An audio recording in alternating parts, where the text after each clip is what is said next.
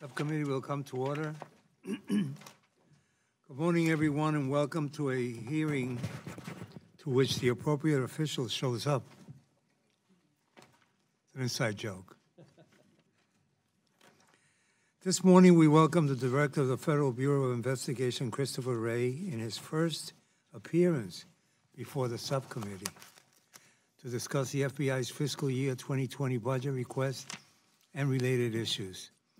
Much of your budget falls on the defense side of the ledger, but the President's efforts to increase defense spending do not seem to include your critical agency. Your fiscal year 2020 salaries and expenses request is only $65 million above last year and includes some targeted investments such as an additional $70 million for cyber threats, $18.3 million for counterintelligence operations, and $4.2 million for the NICS. However, this increase is not enough to cover your new and continuing program costs without some significant efficiencies and cost cutting. We hope to learn how you plan to make ends meet. Director, you've testified before Congress on unprecedented threats from abroad and within, from cyber threats, espionage, and terrorism. The work of the FBI is extremely important in addressing these dangers, as well as white-collar crime, foreign election interference, civil rights violations, including voting rights and color of law violations, and much, much more. You also run our nation's background check system, a vital oversight mechanism to ensure guns do not fall in the wrong hands. We also want to hear how the FBI is applying lessons from the financial crisis 10 years ago to target the type of white-collar and institutional criminal activity that led to that economic disaster and help keep history from repeating itself. And at a time when many communities suffer from rifts in trust with their law enforcement institutions, we would like to know how the FBI is taking steps both in its own culture and operations and in working with law enforcement partners nationwide to help bridge such gaps. It is extremely important that you have the resources necessary to enforce the law in all these diverse areas without having to choose one at the expense of another. I have long been concerned about our overemphasis on pursuing so-called Islamic terrorism at the expense of important FBI missions like civil rights, investigations, and white-collar crime. My concerns have grown along with the rise of white nationalist extremism. White supremacist terror attacks in Pittsburgh, Charlottesville, and Charleston have made headlines, and statistics show such attacks are on the rise. Yet your budget request does not mention them. I realize the President minimizes this threat, but you should not. And I hope you can tell us more today about your work on areas outside of international terrorism. Speaking of the President, I do not think that we can hold this hearing without addressing Mr. Trump's persistent attacks on your agency. The FBI has not faced this level of political threat since Watergate. No one on this committee confuses honesty, and I mean no one on this committee confuses honest criticism of your agency, which is healthy and necessary, with insidious attacks on the reputation of the FBI workforce. These are poorly disguised efforts to undercut the legitimacy of an agency that must be free to enforce the law and the Constitution fairly and without regard to politics or persons. It is deeply worrisome that with the variety of important missions you have, the President continues to focus on settling personal scores. To add injury to insult, the FBI faced its longest lapse in appropriations in history, compelling you to tell your 36,000 employees that you were, quote, about as angry as I've been in a long time, end of quote. I can assure you, Director, every member of this committee on both sides shares your feelings. I hope to hear today how the shutdown affected your operations and why the FBI and our whole criminal justice system should not be held hostage again. With that, let me turn to my ranking member, Mr. Adderholt, for his opening comments. Thank you, Mr. Chairman, and I too would like to welcome Director Wray to the Commerce, Justice, Science Subcommittee today for testifying for the FY 2020 budget request. Director Wray, as you well know, as the nation's premier law enforcement and intelligence agency, you're charged with combating terrorism, transnational organized crime, gang violence, and the foreign adversaries targeting our military, technology, and economic institutions. Just to name a few facets of your diverse mission. Yet while these threats are not new, the means by which criminal actors implement them are always changing. Today, the FBI is increasingly fighting crime by leveraging big data analytics and employing data exploitation measures. This morning, we look forward to hearing more about how the FBI is working to stay ahead of various developments in technology as criminal actors abuse new technology to advance their lawless operations. I appreciate your efforts to identify and close strategic gaps and the multi-year planning approach outlined in your budget, as well as your efforts to leverage the reach, expertise, and resources of your numerous intelligence community and law enforcement partners in the midst of an ever-changing threat environment. Finally, as always, central to the FBI's success are the superb individuals that support the agency and its mission. We are all very deeply grateful for the dedicated patriots of the FBI who persist in their efforts to bravely respond to the domestic and the foreign threats facing the U.S., and who faithfully endeavor to preserve the civil liberties of all Americans while doing so. So, Mr. Chairman, thank you for holding this hearing this morning.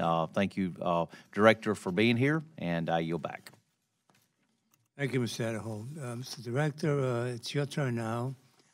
We wish you could keep it to 5 minutes, but we give you our word that your full statement will be included in the record. And the 5 minutes is so that these great people alongside of me can ask you questions. Thank you. Well, thank you. Good morning, Mr. Chairman, Ranking Member Adderholt, members of the subcommittee. I'm honored to be here today representing the men and women of the FBI. It is our people, 37,000 of them, who are really the heart of the Bureau, and I'm proud of their service, of their commitment to our mission. Every day I see them tackling their jobs with integrity, with perseverance, with professionalism. And I should say that I've now had the chance to visit all 56 of our FBI field offices all over the country over my first year and a half on the job. It means I've visited the home states of every member of this subcommittee, not only meeting with FBI employees in all those places, but also talking in each instance with state and local law enforcement partners in those communities and with other members of the community about the issues that matter most to them. And I'm grateful for the support and insight of those partners as we work together to keep 325 million American people safe and to make our communities even stronger. I want to thank this subcommittee for the funding you've provided us in the past. The reality is, without your support, we wouldn't be able to do the important work we do. I've included details about our 2020 budget request in my written statement for the record, and I'm happy to address your questions about that request, of course. But I also want to touch, Mr. Chairman, on the wide array of threats that we face as Americans, including the terrorist threat from homegrown violent extremists, domestic terrorists, and foreign terrorist organizations. Hostile foreign intelligence services actively seeking our state and military secrets, our trade secrets, our innovation, and our ideas.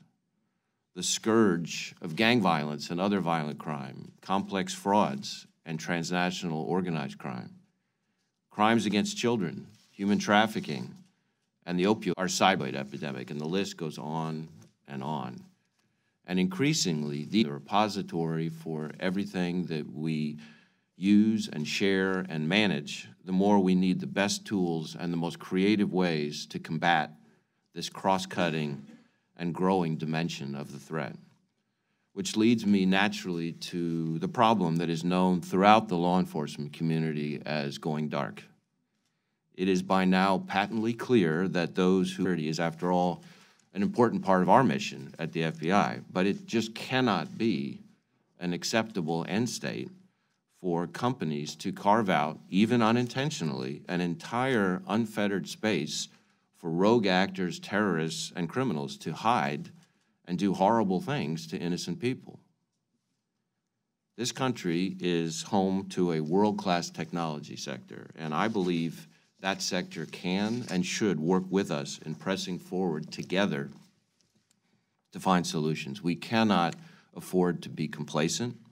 We've got to stay ahead of the evolving terrorist, counterintelligence, and criminal threats, which includes things like enhancing our technical and analytical capabilities related to counterterrorism vetting, enhancing our cyber and foreign intelligence capabilities, enhancing our targeting and disruption of the financial and darknet networks used by transnational organized crime groups, increasing our capacity to perform criminal background checks, and improving our ability to render safe a weapon of mass destruction. These threats are all ever-changing, and we've got to get even more agile and more predictive. We've got to keep pace with technology. We've got to help our law enforcement partners in your districts all across the country and partners around the world. And we can't do any of that without your support. The threats that we face as a nation have never been greater, and the expectations on the men and women of the FBI have never been higher. But I see those men and women every day meeting and exceeding those expectations. So thank you for this opportunity to discuss their work. I look forward to answering your questions.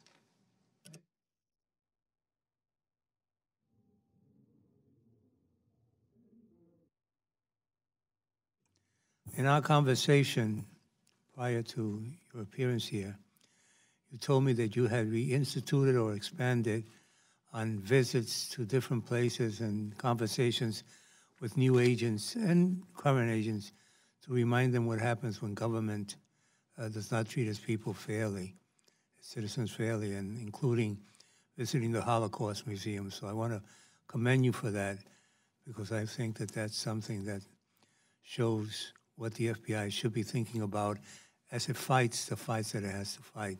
That it can't be one at the expense of our rights. It has to be a combination and a balance. And so I appreciate that. You're requesting a total of $9.925 billion in salaries and expenses, which includes 6 program enhancements and additional positions. However, the $65 million you request over the fiscal year 2019 appropriation is not enough to cover the full cost of the requested enhancements, let alone cover necessary adjustments to base. And you propose to rescind an additional $60 million in balances on top of that. What kinds of efficiencies could the FBI achieve that would permit it to cover this current services shortfall you face? Well, Mr. Chairman, I appreciate the question. Certainly, we try to be careful stewards of the taxpayers' money in lots of ways, and we're always looking for efficiencies. I should say, which is an important clarification, that the fiscal year 2020 budget request was, as I understand it, assembled before the ultimate 2019 appropriations that we received from the Congress, which means that it was built off of not the 2019 budget, but rather the 2019 CR. And that has the perverse effect of making it actually about $200 million short. So there's a gap there. We're obviously very grateful for the 2019 appropriations that this subcommittee helped secure, which includes some very important increases for the FBI, and anything this subcommittee could help us do to close the gap that I just referred to would be very much appreciated, and I can assure you we would put those resources to good use. Thank you. And I, without telling you anything I'm not supposed to tell you at this point, you have people on both sides of this committee that want to be helpful and have you do the job that you need to do. The 2017 FBI hate crime statistics published last November showed that hate crime incidents increased 17% over 2016, a deplorable third straight year such crimes increased. This increase has been linked by some researchers, especially in late 2016, with the impact of Russian social media manipulation aimed at fomenting racial division in the U.S. While 2018 statistics have not been released, what is the FBI observing, particularly in light of recent violent hate crimes in the past several years that have grown from isolated events to mass violence? Well, Mr. Chairman, like you, we are determined not to tolerate hate-fueled violence in our communities, and we're going to aggressively investigate those cases. It is true that we've seen an increase in the reporting of hate crimes, and the FBI's own number of hate crime cases have increased. It's not clear whether the increase is due to the number of agencies that are now reporting who weren't before. The FBI is doing a lot to raise awareness in the community, so there will be more reporting.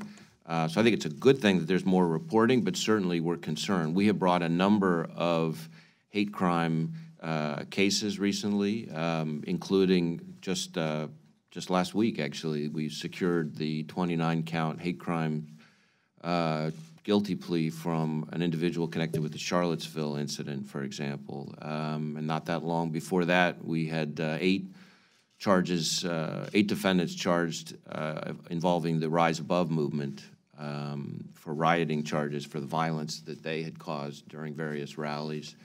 So we've got quite a number of cases that we're pursuing at the moment. We're using every tool at our disposal, whether it's hate crimes charges, gun charges, explosives charges, or as in the example of the Rise Above movement charges we brought. We're trying to be creative and looking at other charges that might be available to us, like the federal rioting statute. Thank you. What resources does the FBI need to deal with these issues within the Civil Rights Division and your partners in state and local enforcement in combating the increase in hate crimes? Well, certainly we are stretched thin. There's no question about it. We try to tackle this kind of activity both through our criminal programs on the in the civil rights side as hate crimes, and then in other instances we're also using our counterterrorism resources, pursuing them through the JTTFs on the domestic terrorism side. And so the more resources we have available to us in terms of agents and personnel and tools, because of the avalanche of data that Ranking Member Adderholt referred to, for example, the more effective we can be in fighting this problem. Thank you. I suspect we're going to have votes sometime during this hearing, so I'll move it along so that we can get in as many questions as possible from as many members as possible. Ms. Adderholt. Thank you. I was very pleased to be involved in the probes process, even in a small way, as the Regional Computer Forensic Lab was created in Huntsville, Alabama, and excited to hear that the FBI will be expanding its footprint in the Huntsville area with even more infrastructure for technology-focused training and other critical programs. What I would want to pose to you is, could you tell us here this morning about the importance of the Regional Computer Forensic Lab and explain the benefits to the states and the localities? Thank you for the question. It's an important topic, increasingly important. The reality is that criminals of all shapes and sizes, virtually in every instance now, are using one, if not multiple, electronic devices, which means that in basically every kind of case the FBI or our state and local law enforcement partners handle, there's going to be digital evidence. And where the RCFLs, the Regional Computer Forensic Labs, fit in is it basically becomes one-stop shopping for state and local law enforcement working together with the FBI to be able to do forensic exploitation of that digital evidence through properly certified and trained personnel. So there's a training dimension, but more importantly, there's an ability to get through and forensically exploit the evidence that's critical to pretty much solving every kind of crime there is out there. And there was not, until the recent RCFL in Huntsville, there was not an RCFL in that region of the country. So it's not just good for Alabama, it's good for the whole region. And it's particularly helpful to our state and local partners who, without it, would be really high and dry. What other activities are you planning as the FBI to relocate into that area? Well, we're focusing on expanding on the data analytics side, and we're expecting, currently, we're ultimately expecting it could be as many as about 3,000 FBI employees there at Redstone Arsenal. We've, of course, been in Huntsville since back in the early 70s when we stood up our hazardous device school, which is the place that trains all state, local, and federal civilian bomb techs all over the country. We then added, in the last decade, TDAC, which is the place that forensically examines terrorist explosive devices. So when IEDs get picked up on the battlefield, they are exploited there at that lab. We've added things like the ballistics research facility. There's, of course, a thriving clear defense contractor community down there. So we now have something called the National Defense Cyber Alliance, which is a place where we work with other clear defense contractors and intelligence community partners to exploit cyber threat intelligence. So I think we're really excited about the prospects and building on the momentum that, as I said, started in the early 70s, but is really kicking into high gear over the last year or so. Okay. You highlighted in your written testimony that the FBI is doing some extraordinary work disrupting opioid trafficking network on the darknet. What are some of the key investments you would make with an additional $18 million you've requested to enhance your transnational organized crime efforts, including the J-Code initiative? So, needless to say, the opioid epidemic is something that exceeds the bandwidth of any federal agency, and it's a problem that faces the entire country. We are trying to do our part, and that's where our budget request and whatever resources Congress can send our way would be extremely helpful through our specific contributions. So first, the darknet. Increasingly, there's opioid trafficking on the darknet. We stood up an initiative a while ago called J-Code, which focuses on illicit opioid trafficking and other kinds of trafficking on the darknet. That was largely done with a very small investment and is already having very significant impact. And that's clearly where the threat is moving. So that would be a place where the personnel and technological investments that we've requested, those kinds of things could help drive it. There's the transnational organized crime piece, which is also reflected in our budget request. The supply, right now we're targeting that through our transnational organized crime West program, which really deals with the cartels and others who are supplying that pernicious substance. We also have a prescription drug initiative, which is very focused on going after medical professionals, because, of course, the opioid epidemic is heavily fueled by over and abusive prescribing, you know, pill mills and things like that. And we've got a very aggressive effort there, and that relies heavily on data analytics there, too, because we're looking at things like overprescribing patterns, and there's an avalanche of data that comes there as well. And then last, our Safe Streets task forces all over the country focus on what I would call the distributors, the gangs, et cetera, that are pushing heroin and fentanyl-related substances in our streets. I see my time's up, and I know we have a lot of to go, so I'll yield back. Thank you. Thank you. Mr. Cartwright. Thank you, Mr. Chairman. And Director Wray, I'd like to continue the line of questioning of Mr. Adderholt. And I want to make sure I understand. When you've asked for $18 million additional, is that just for the joint criminal opioid darknet enforcement, or is it for all opioid, anti-opioid efforts?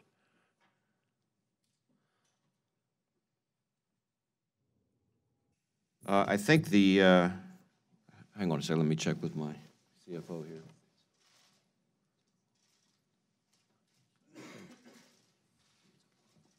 It's a broad request, not just for the J-Code initiative. Okay, fair enough. But you also just said, please send us whatever resources can be sent our way, and I was listening when you said that. What do you need? What do you guys need to do an effective job of addressing not only the dark net, but this horrible opioid crisis that is killing our young people and people of all ages in this country? Well, I think at the end of the day, it comes down to people and technology and tools.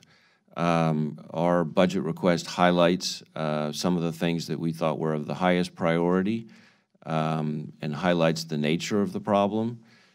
Certainly, we, like the Congress, try to balance the demands of our mission with trying to be good stewards of the taxpayers' resources.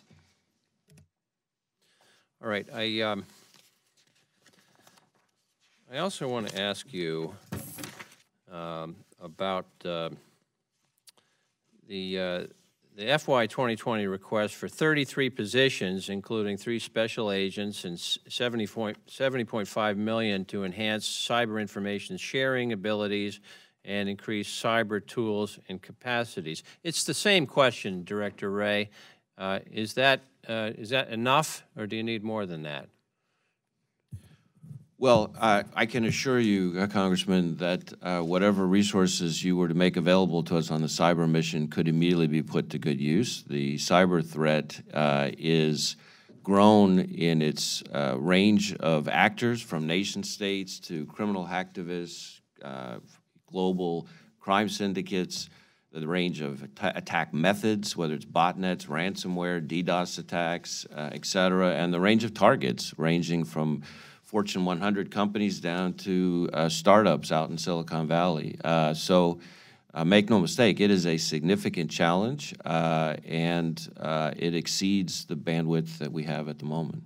All right, so when I think about 33 new positions, I'm thinking programmers and really tech-savvy people to attack the cyber threat.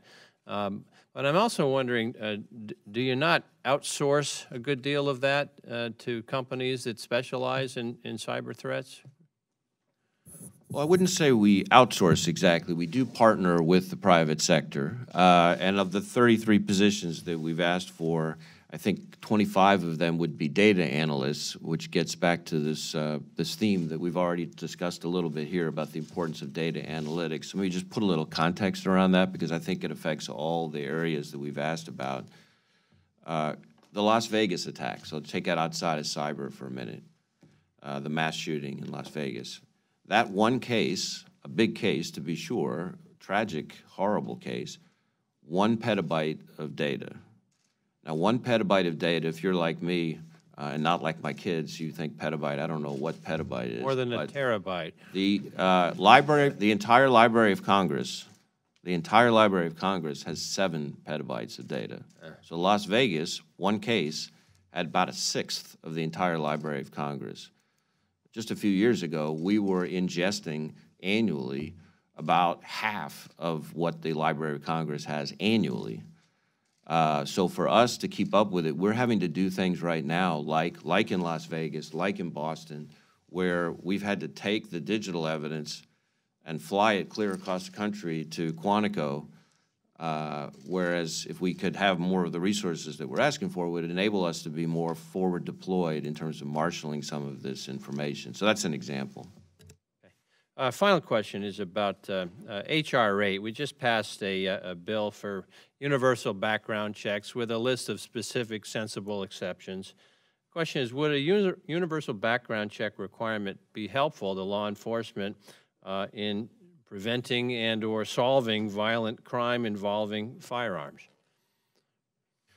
Well, certainly the more information we have, the more effective we can be. There are other considerations. I'd have to look closely at the legislation, which I have not done, to be able to review it and give you a more meaningful answer. I urge you to do that, and maybe we'll work together. Thank you.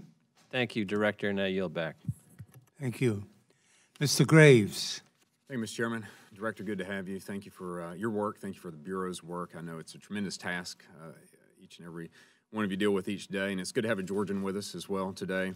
Just following up on cyber, that's one of my main focuses and lanes that I stay in, and you've noted it's a big part of your testimony as well, that the private sector faces ever-increasing threats each and every day. So while you're working with the private sector, is it safe to say that when you're investigating these cyber attacks that you're engaging the private sector and you're relying on them to cooperate with the investigation or to help gather information or to help with attribution? Is the private sector involved in that way as well? Yes, I think in the cyber arena, probably more than maybe any other of the threat areas we contend with, the partnership that needs to exist and does exist between the FBI and the private sector is incredibly important.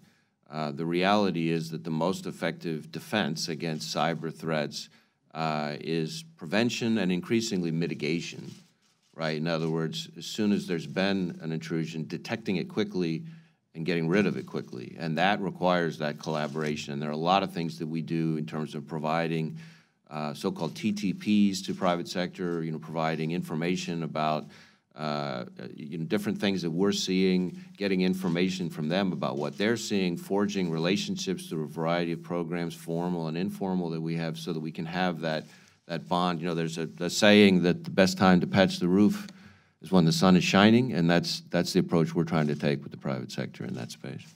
You acknowledge that the FBI, limited resources, you focus primarily on the high-level intrusions and state-sponsored attacks. So the private sector that doesn't meet that threshold, what tools, what resources do they have to help stop and prevent attacks or address the attacks?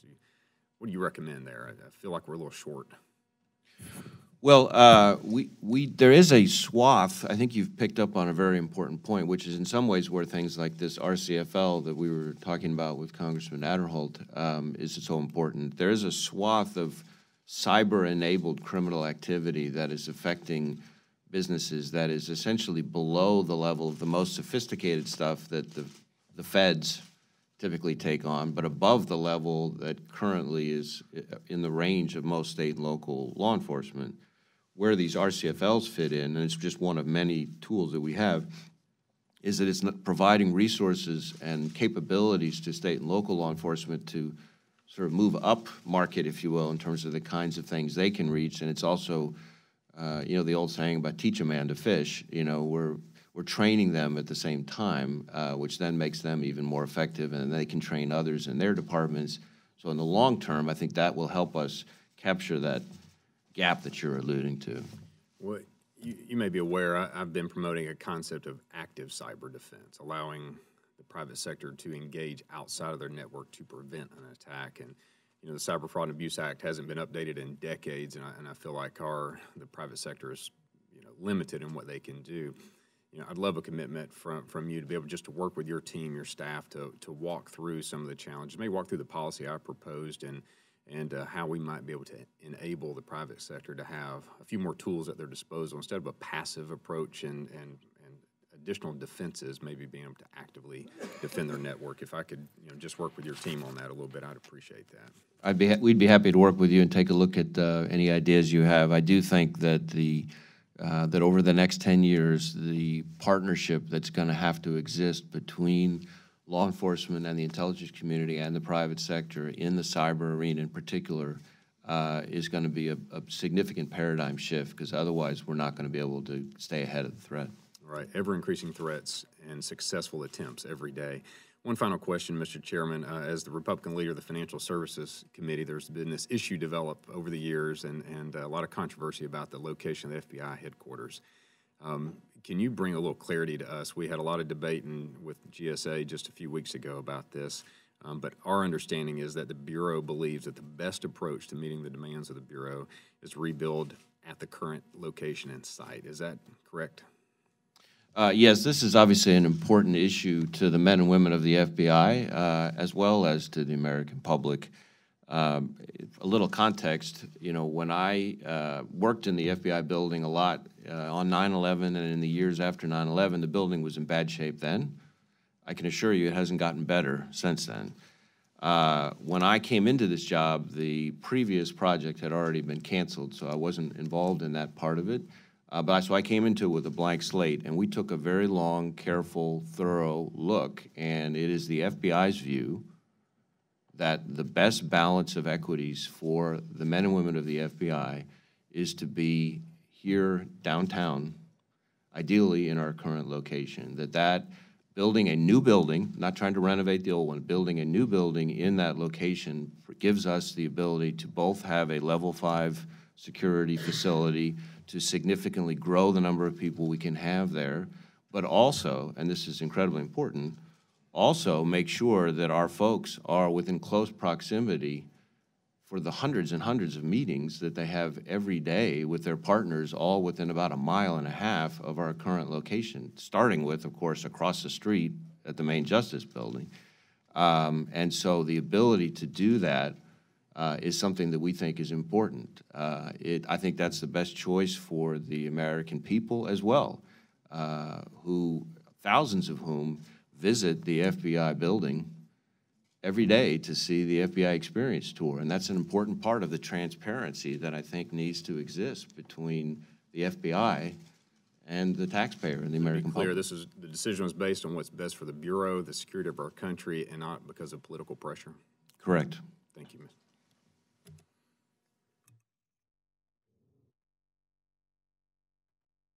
Thank you, Mr. Chairman. Director, thank you for being with us today. It's a pleasure to have you here. I'm curious, you're under the Department of Justice, right? Yes, the FBI is part of the Justice Department. Great. Have you had an occasion to read the Mueller report? I have not. Okay. Let me get back to a little bit of what my colleague was just asking you about, because I sit on another appropriations subcommittee that has some overlap with regard to your headquarters at the FBI. There was some consternation around exactly the GSA and the FBI had come to abandon a decade-old plan to build a suburban centralized campus in favor of a more expensive plan, as you said, to knock down the current site and rebuild a smaller building there on Pennsylvania Avenue. Now, the GSA leader, Emily Murphy, you may know her, I don't know, but in her opening statement before the other committee, she stated, I want to be clear, the FBI made the decision to propose remaining at its current location. I wish the FBI were here with me today to explain their reasoning for having done so, but there was a new FBI director, which I assume is you, who joined the agency in August of 2017. And I don't find it all surprising that a new leader coming into an agency would want to take a step back and look at the very best way to address the needs that he assessed for the agency.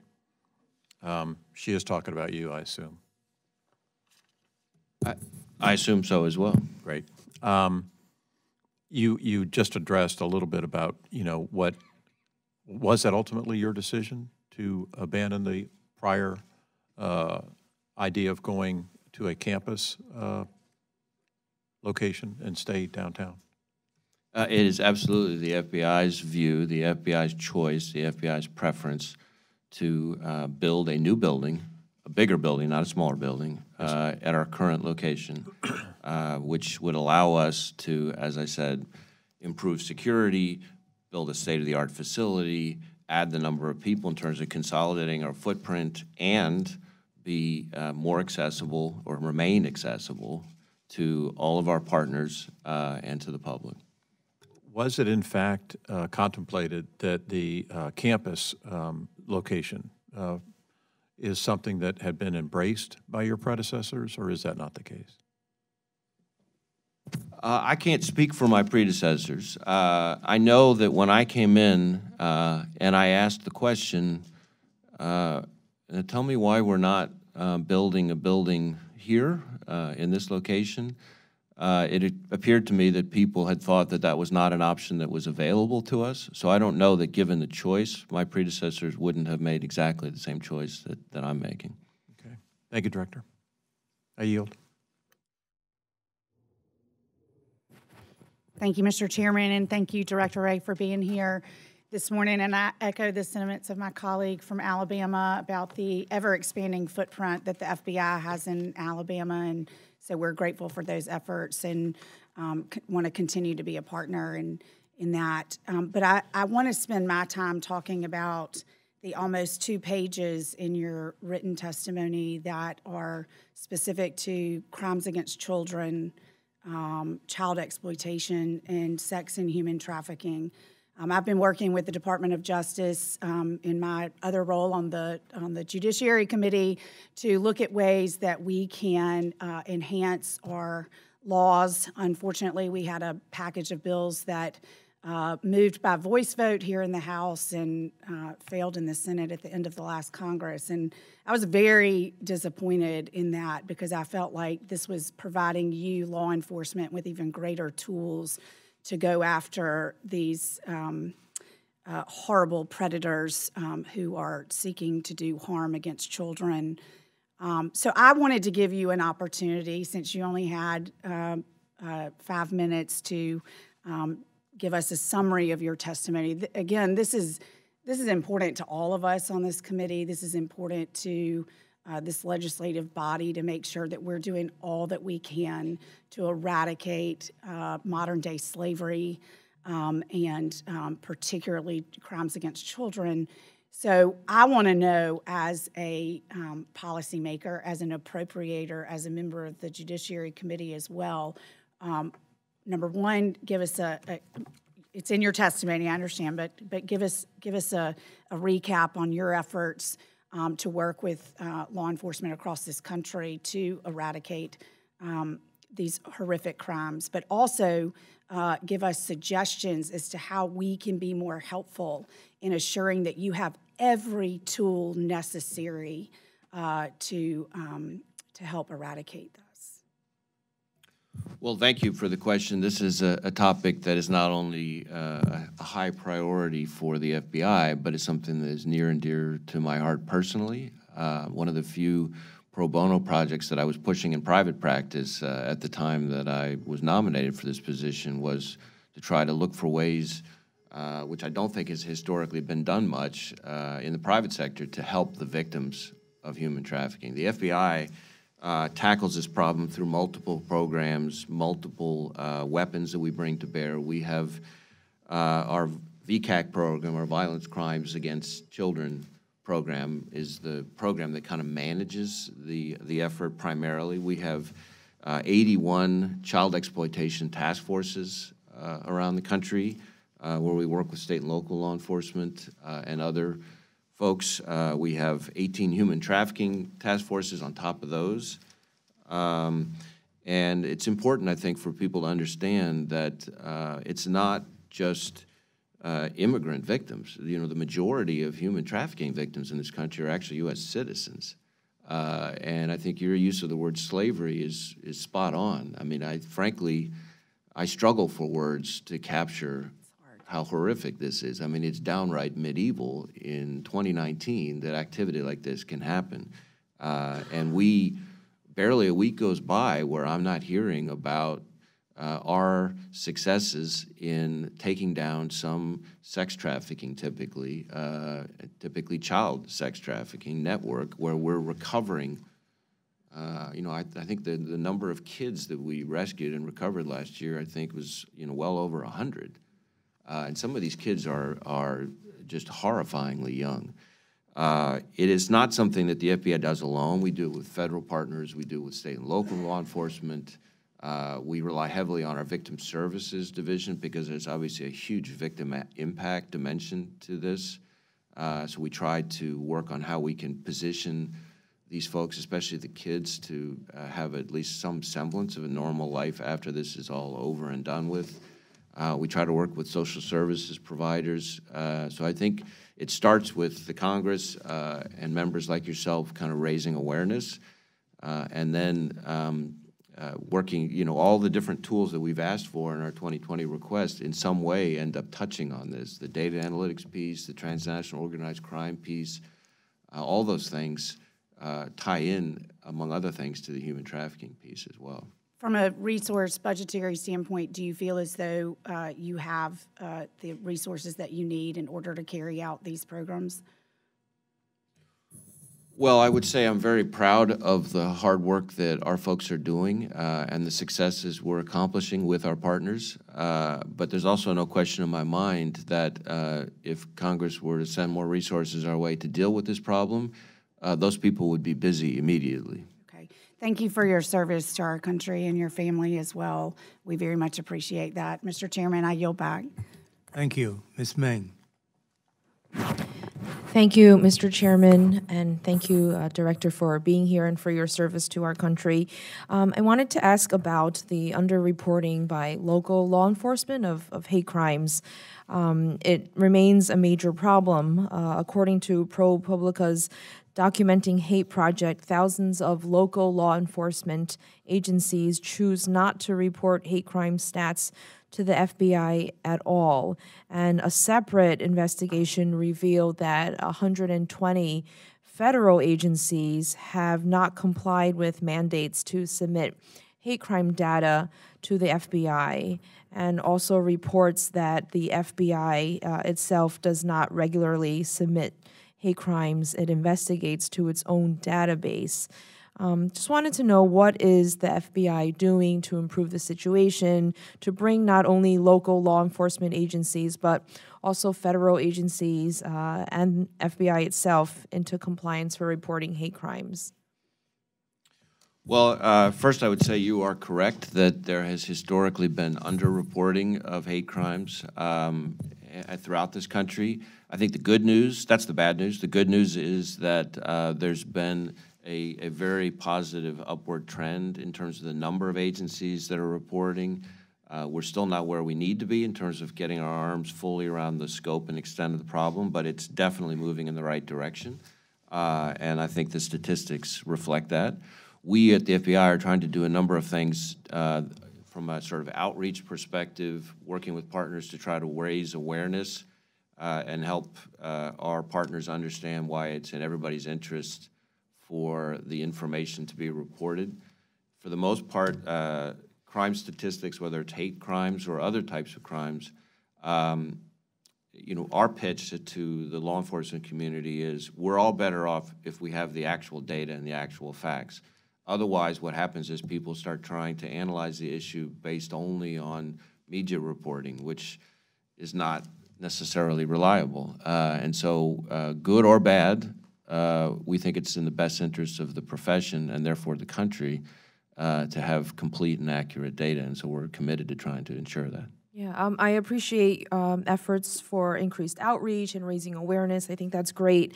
Also wanted to ask about underreporting specifically by certain more marginalized or underrepresented communities, immigrant communities, people with disabilities, Arab Americans, South Asian Americans, people who might not speak English proficiently.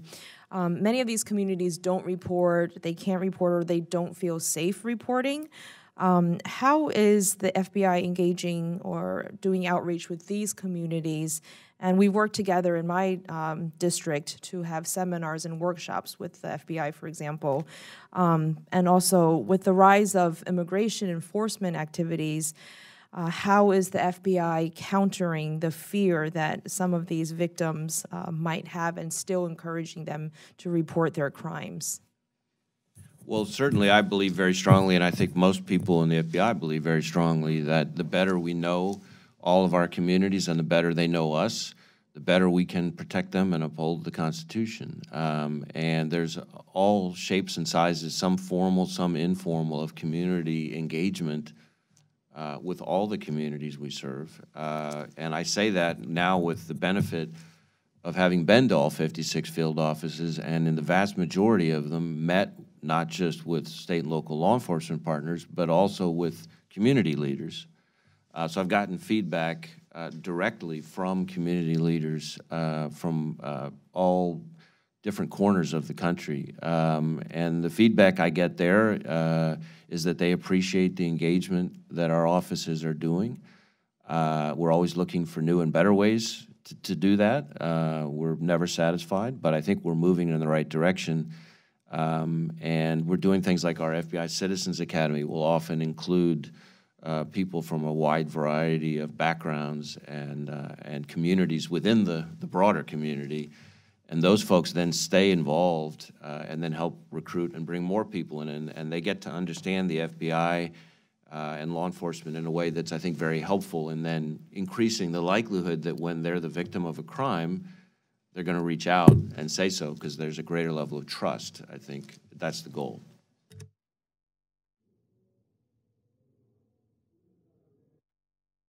We're going to start a second round now. Let the members know that there will be votes. The votes will take about an hour, so probably whatever we can do now will be the end of the hearing. But we will stay in touch with you along the way to make sure that we get things done. So with that in mind, let me not make my opening statement to this question and get to the question. How would you describe the danger to public safety that is posed by white supremacist extremism? Is it changing in its qualities or in the kinds of resources that the FBI and other law enforcement agencies need to respond? And secondly, the second part to that question, your budget request does not mention white supremacist extremism at all. How much funding and how many employees are dedicated to investigating white nationalists and white supremacist extremists in your fiscal year 2020 budget? So what is the danger to the country and what do you need to fight it? Well, the danger, I think, of white supremacist violent extremism or any other kind of violent extremism is, of course, significant. We assess that it's a persistent, pervasive threat. We tackle it both through our joint terrorism task forces on the domestic terrorism side, as well as through our civil rights program on the criminal side through hate crime enforcement. I think as to whether I would see any significant difference or trend there, I think, or whether it's changing, I think I would say in general, domestic terrorism in this country has changed in the sense that it's less structured, less organized, fewer groups, more uncoordinated one-off individuals as opposed to some structured hierarchy. And that presents its own share of challenges. But certainly we tackle it through agents, analysts, professional staff, and technology because there's a lot of social media exploitation that comes with it. So there's again, it comes back to this theme of data analytics and the volume of data that we talked about before. Let me just ask you about recruitment. The FBI has always attracted talented young persons to its national security and law enforcement missions, but it is now finding it more difficult to compete with industry, particularly when it comes to technology skills. As a result, the FBI, like many federal agencies, is trying to train current employees to fill such positions. What is the current skill gap the FBI faces in this regard, both in terms of categories of positions and numbers of such personnel, and what is the FBI doing to close it? Well, certainly we are trying to be more focused on recruiting employees with STEM backgrounds, for example. We have a variety of programs where we start reaching out to kids, at a much younger age to get them interested in careers at the FBI. We've created positions like the data analyst and computer scientist positions. But you are correct, Mr. Chairman, that we are focusing very heavily on training because the reality is in this economy that the sort of cyber whiz kids that are out there are in short supply. Even Silicon Valley can't recruit enough of them, and they have something else to offer that we don't have as much of. Right. We have mission, and we think we can compete on mission with anybody. But we think if we're ultimately going to be where we need to be for the future, we're going to have to not only recruit more people with those backgrounds, but frankly raise the proficiency level throughout the workforce because it's no longer just a case of a cyber division. As I said in my opening remarks, pretty much every threat area we've talked about here today has a cyber dimension to it or a digital evidence dimension to it. So we need to improve kind of the median proficiency throughout the FBI workforce so that the really sophisticated nation-state intrusions and things like that can be the focus of our sort of cyber black belts, if you will, and that's the approach we're taking. Thank you, Mr. Director. Mr. Adderholt. Thank you, Mr. Chairman. I want to ask about sexual assault kits. The effort to address the backlog of sexual assault kits nationwide has led to tens of thousands of long-shelved kits being tested over the last several years. And while the analysis of sexual assault evidence seems primarily a state or a local law enforcement matter, I understand the FBI actually played a role in helping to ensure that these kits don't go untested. My question would be: under what program is or was the FBI involved with the testing of these rape kits? So, Congressman, our FBI lab has been a very, very important partner with state and local law enforcement in trying to clear through this backlog of sexual assault kits, rape kits. And it's a very impressive operation. I've been down there and seen it firsthand, and I'm very proud of their work. Not only is that clearing the backlog, but of course, in many cases, these are serial rapists who are out and about until the backlog was cleared. So this is having a real impact in a positive way on the safety of people all across the country. What has the testing of these volumes of these backlog sexual assault kits have taught the FBI about and other law enforcement about crime in general? Well, it certainly highlights something that we talk about all the time, which is the value of partnership between federal, state, and local law enforcement.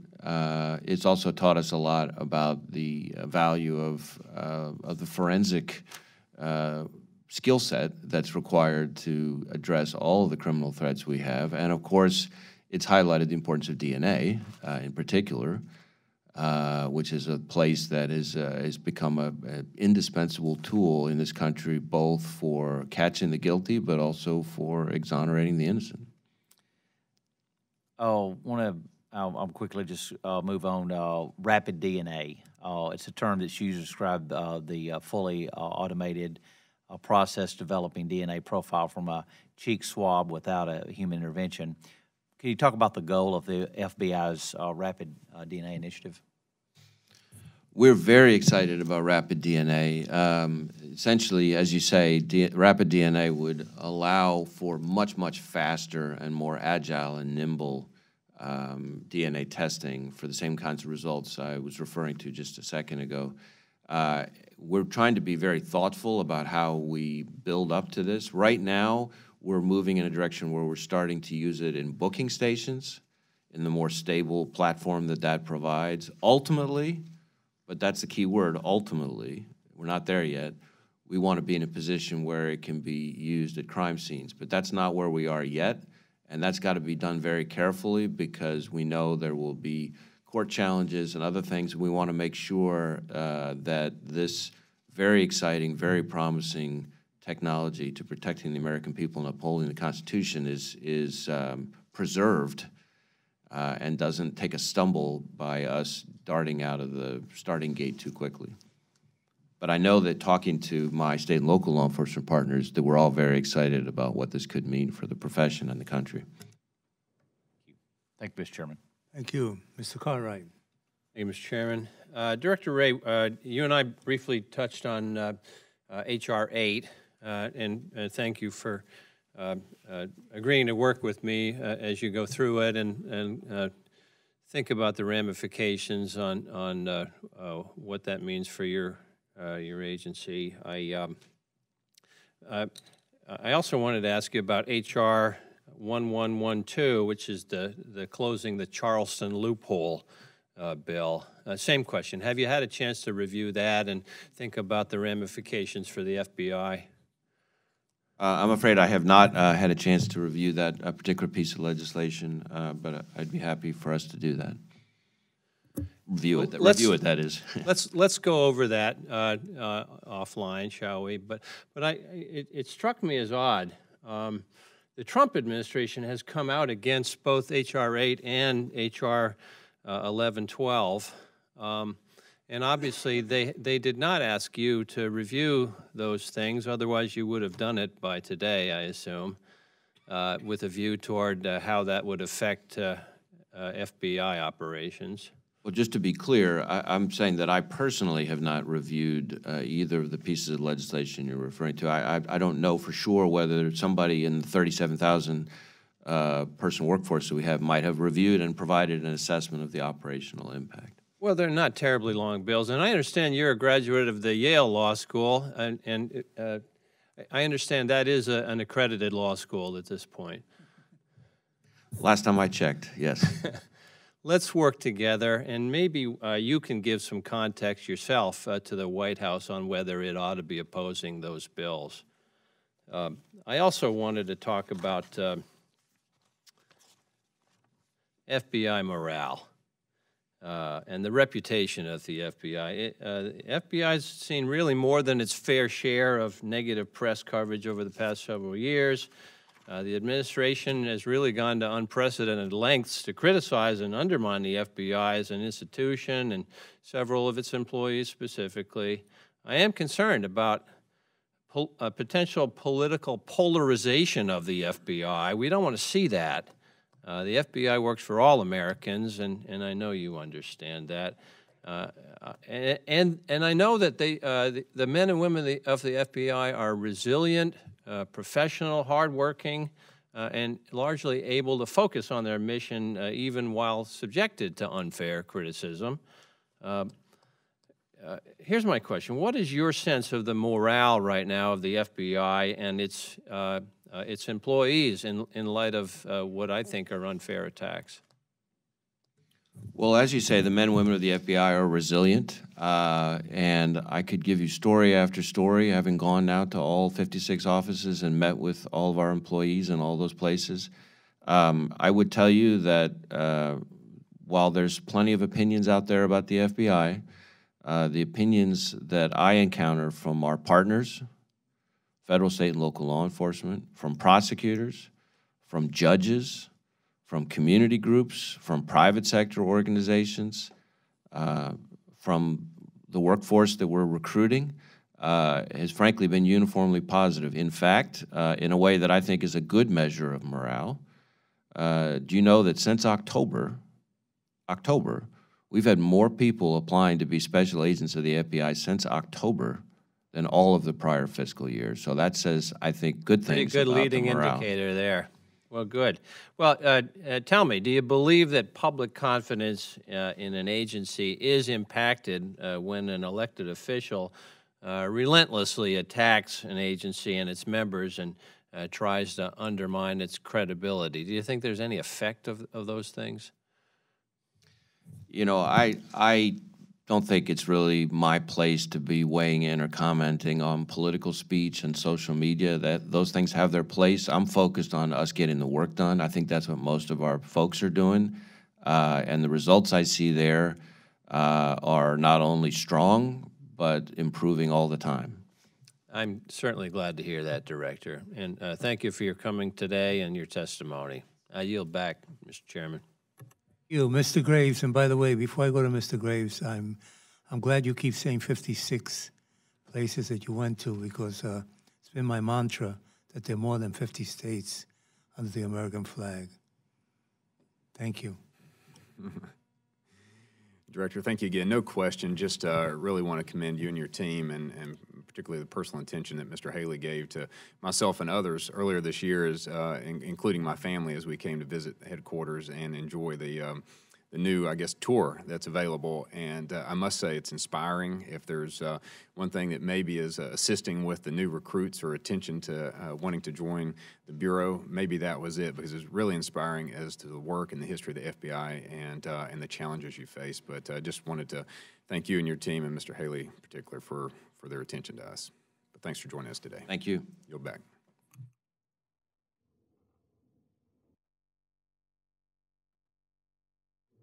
The time we have here for a second. The FBI has a diversity agent recruitment program. How does it work, and what would you regard as a measure of success for that program? Well, Mr. Chairman, diversity is very important to me personally, and I think it is to the whole FBI. We view it as critical to our effectiveness. I think we make better decisions when we have a more diverse workforce. I think it's essential to our credibility. There have been a lot of questions today about the trust of the community, and we need, in order to have that trust, to be credible with all the different communities we engage with. And I think it's about respect and treating everybody with respect. Our diversity agent recruitment program has a number of dimensions. We do a lot of social media exposure of what it's like to work at the FBI, and we sort of prominently feature diverse employees to try to encourage greater application from that standpoint. We have diversity agent recruitment events all over the country. I've gone and spoken at well over, I think, about a half dozen of them myself. To set the tone, and where we bring in people from, historically African-American colleges and things like that, community groups, et cetera, to try to get people interested in careers at the FBI. And there's a whole sort of job fair dimension to that. Well, and the results are actually quite encouraging. The last couple of years, we have seen... Excuse me, I wanted to ask you about that because I wanted to be clear that you do participate in job fairs the way so many other people do. Well, these are sort of our own job fairs, fairs, but because we like to make sure people are completely focused on the FBI when we're doing them, as opposed to showing up in some of these other settings, but we probably do a little bit of that too. I would say that the results are encouraging. The last few years of our entering classes have been up each year in terms of the diversity that they represent. Each of those years is also more than, as a percentage matter, than the current percentage of our workforce. And importantly, this year, the percentage, the diversity of the applications, I mentioned a minute ago how recruiting is up. Within that, the percentage of diverse candidates is up quite significantly in terms of the applications. So I think that's also a very promising sign for the future of the organization. Very briefly, my last question. I was part of this committee right after 9/11, and we gave a lot of money to the FBI, and rightfully so, to do what had to be done after 9/11. But I started worrying then, and I still worry now, that maybe the focus on criminals, drug dealers, and others, so white-collar crimes, if you will, would not be paid attention to it with the same fervor as it was before. What can you tell us about that? Well, certainly 9/11 is very important to me personally, as I know it is to you. And as I mentioned to you when we spoke on the phone, I've actually now added a visit to the 9/11 Memorial for every new training class, along with the Holocaust Memorial and the MLK Memorial. I would say that while counterterrorism remains our top priority, that if you looked at where our resources are allocated in terms of just the sheer numbers of agents, analysts, and professional staff, our criminal programs, traditional criminal programs, are still where the lion's share of the resources are allocated. So you might hear us talking more about counterterrorism, and it might get a little more attention in the leadership just because of the stakes, the mass casualty stakes that are implicated by a terrorist attack. But in terms of just the day-to-day cadence of the organization, our criminal programs still represent the biggest program we have. Okay. Mr. Adderholt. Let me ask about some other gang and violent crime issues. Other than the opioid epidemic, violent crime and gangs seem to affect just about every part of our community. Can you talk about MS-13 a little bit and just talk about the current? Is it still a threat, as we have, seen a lot in the news over the past several months and years on that, and just talk a little bit about MS-13 in general? So certainly MS-13 remains a threat, remains an organization that we are tackling very aggressively. We've had significant MS-13 cases of course, in Long Island, but not exclusively. I think in Queens and Long Island, for example, not that long ago, we took down, I think, about 45 of the most dangerous MS-13 members. But what's important about the way we tackle the MS-13 threat is that it's not just here in the U.S. with our Safe Streets task forces. We also have what we call our tags, which are task forces that are in El Salvador, Guatemala, and Honduras, where we work with local law enforcement there to help address the problem, help them address more of the problem there as well. And so those two kind of bookends help us tackle the threat in a more cross-border way and sort of not just kind of getting it when it's here inside our borders. Has there been an increase in violence against law enforcement officers that you've been aware of? Last year, 2018, there was an increase in the number of law enforcement officers in this country who were shot and killed in the line of duty. And I say that because I personally call, every time that happens, the chief or sheriff or commissioner involved to express my support and condolences. And so every single one of those instances, I'm seeing myself, the picture of the person who was killed, information about his or her family, how long they were on the job. And it was up last year. I don't have the percentage off the top of my head, the number off the top of my head, but it was up last year in a way that I find very alarming. And I would also say, which is in some ways even more concerning, that the number of those deaths that were as a result of ambush was up last year as well, as a subset. This year, it's not clear yet whether the number will be up this year yet, but this is a time for considerable concern about the well-being and safety of the men and women of law enforcement who put themselves at great risk. And it takes a very, very, very special person to be willing to, every day, be willing to sacrifice your life for a complete stranger. There's not a lot of people willing to do that. And we all, as Americans, owe those people a debt of gratitude. And my heart and the hearts of everybody in the FBI breaks whenever one of these things happens. Thank you. Thank you, Mr. Chairman.